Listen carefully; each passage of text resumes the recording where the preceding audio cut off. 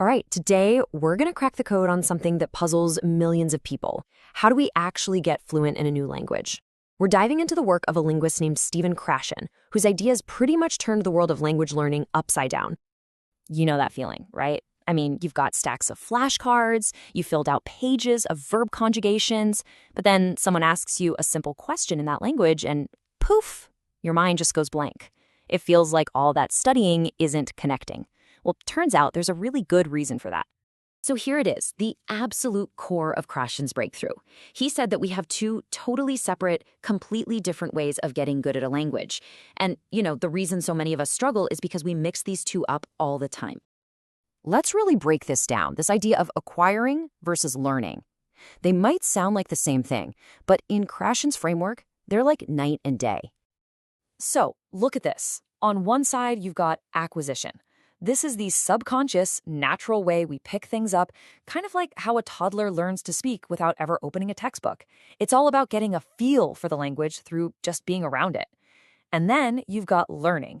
This is the stuff we do in school, the conscious effort of memorizing grammar rules and vocabulary lists.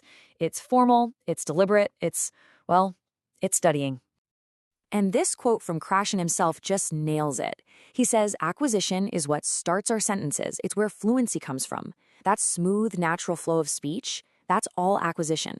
Learning, on the other hand, has a much smaller job. It's just an editor, a little proofreader in your brain.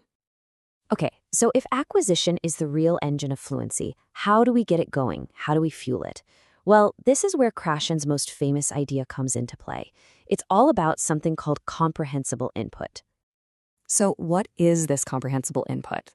It's the magic ingredient. It's not just hearing or reading random stuff in a new language. It's language that you can mostly understand, but that also has a few new things sprinkled in, words or phrases that are just a little bit of a stretch for you.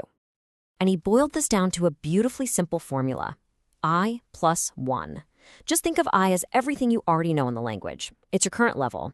The plus 1 is that new little bit of challenge. That's how we grow. We acquire language by understanding messages that are just one tiny step ahead of where we are right now. All right, we've covered the engine. But what about all those grammar rules we spent so much time on? Do we just forget about them? Not quite. This brings us to what Krashen called the monitor hypothesis. So this is where our conscious learning fits in. Its one and only job is to be that internal editor or monitor. So your acquired system, your natural feel for the language, produces a sentence.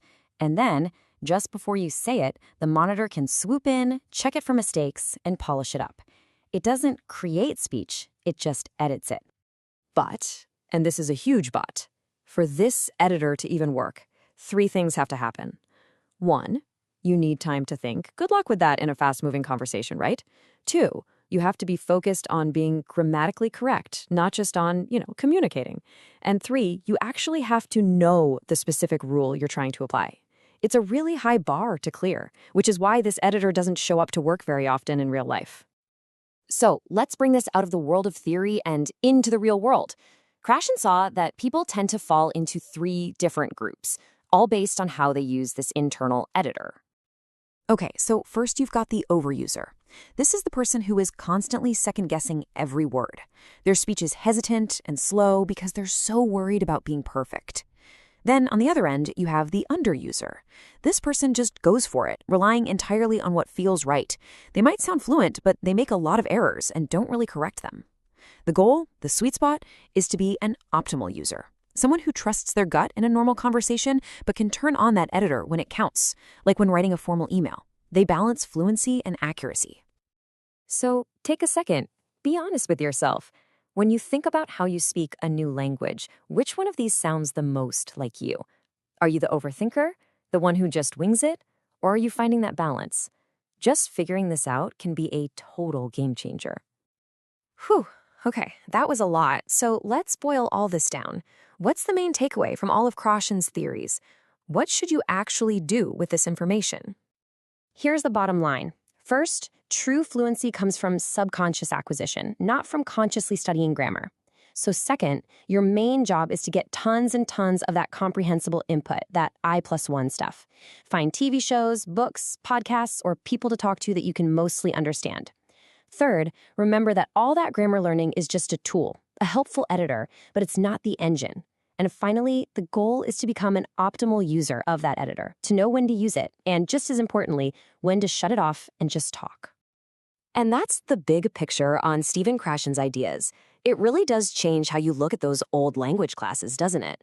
So the big question I want to leave you with is this. Now that you know the secret, how are you going to change your approach to acquiring, not just learning, your next language?